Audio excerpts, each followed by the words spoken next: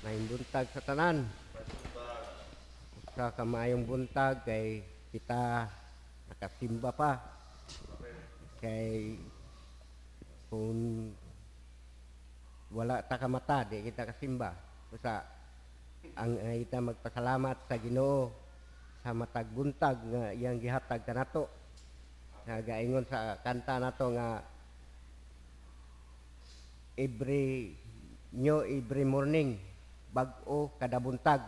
Busa ang atong pagkinabuhi kada buntag bag-o kay ang gahapon nangagi na sa dili nato angay hinumduman ang mga gahapon kay nagaingon sa Mateo 6 versikulo 34 nga dili na nato angay pun-an ang suliran sa matag adlaw kay may kaugalingon kini nga suliran. Busa mga igsoon katong atong mga problema gahapon ato kanang ipadaplin kay ato na sa tubangon ang bag-ong problema sa karon nga adlaw. Busa katong mga pagmahay-mahay nato kahapon di na nato to dumduman kay ya na silo ta sa atong isikataw tapos karon masilo na pud ta mapun-an. Busa ato na tong ipadaplin mga igsoon. Dili na nato hinumduman ang nangagi na kay bag-o ta kada buntag bag-ong kinabuhi. Kay kung wala ta ka mata, saon na di wa na tay kinabuhi. Busa angay kita magpasalamat sa Ginoo sa matag buntag nga atong ang atong ebanghelyo mga igsoon nagahisgot kini sa pulong sa Ginoo.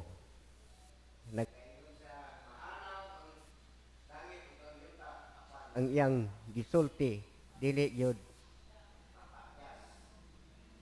ang atong ebanghelyo nagahisgot kini nga ang tanan nga anaa sa kalibutan matapos apan ang pulong sa Ginoo muuray magpabilin. Mga igsoon, ang pulong sa Ginoo magpabilin gyud na hangtod sa hangtod. Kita mga tapos ang tanang butang matapos niini nga kalibutan apan ang iyang pulong magpabilin nga buhi hantod sa kahangturan. Busa angay kita magpasalamat kanunay sa Ginoo. Anay nagkandak og survey mga igsoon nga survey sa mga millennial karon kung aduna bagay forever sa kalibutan. Halos tanan ang mitubag wala gyoy forever. Apan mga kaigsuunan ko diha kang Kristo kun kalibutanon ang standard ang atong basihan wala joy forever sa kalibutan. Apan kung standard Ginoo kay ang Ginoo mo ang sinugdanan ug ang katapusan. Busa di ta makaingon mga igsoon nga walay mo lahutay nini nga kalibutan kay nagaingon siya sa iyang pulong mo hangtod gayud sa kahangturan ang iyang pulong. Apan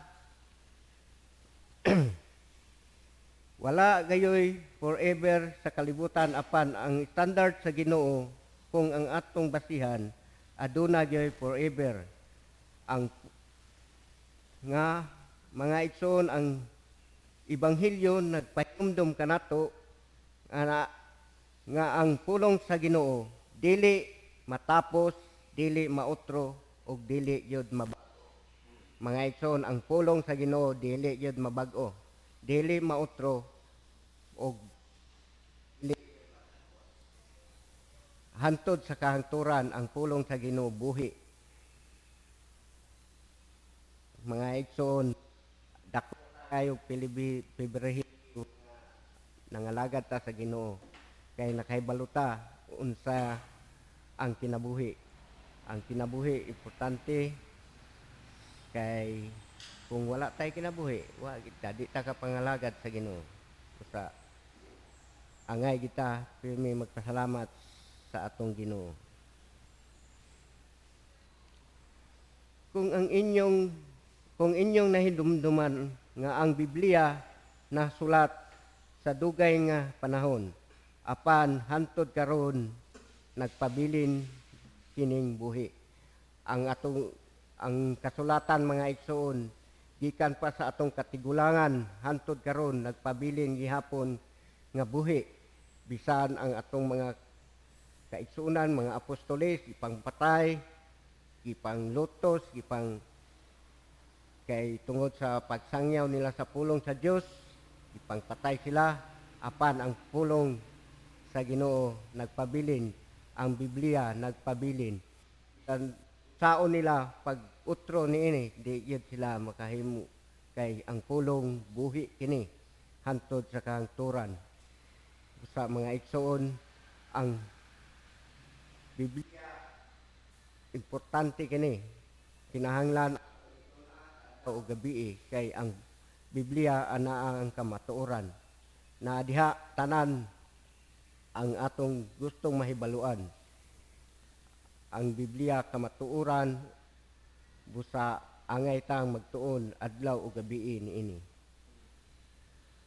Ang Ginoo nag-ingon nga siya mo ang Alpha ag Omega.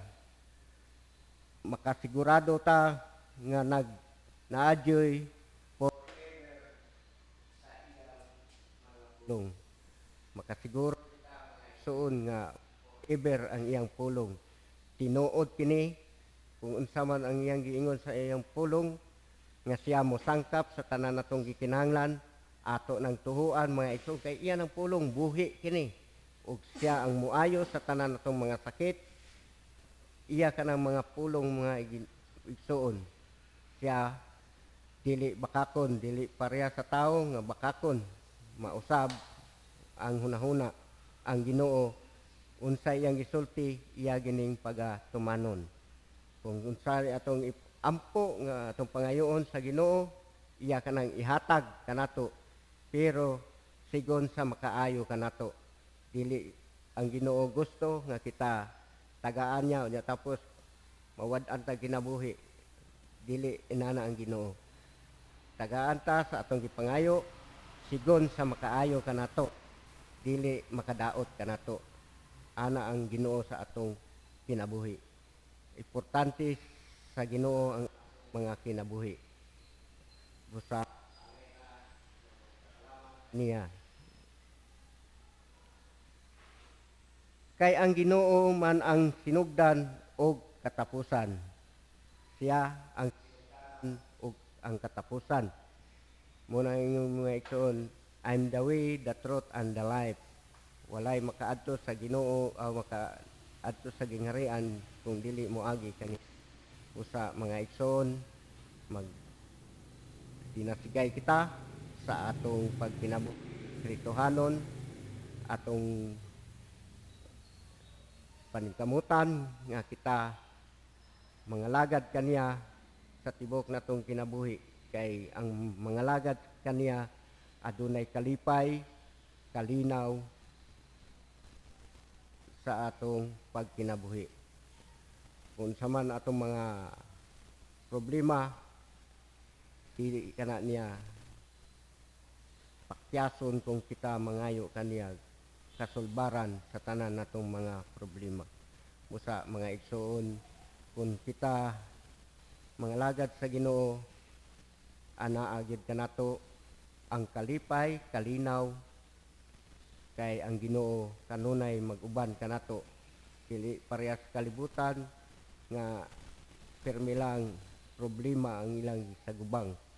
Tungod kay ang ilang pagkinabuhi wala man magsumikad sa kabubuton sa Dios. Busa ang tanan nga mga problema moabot kanila, magsapaw-sapaw ang ilang problema tungod sa ilang kaugalingon ang ilang ituman, dili ang kabubuton sa Dios. Kay kung ang kabubuton sa Dios ang atong sundo, ang problema nga moabot kanato masulbad yun na, dili kana magpabilin nga problema. Mao kana ato soon palihog manindog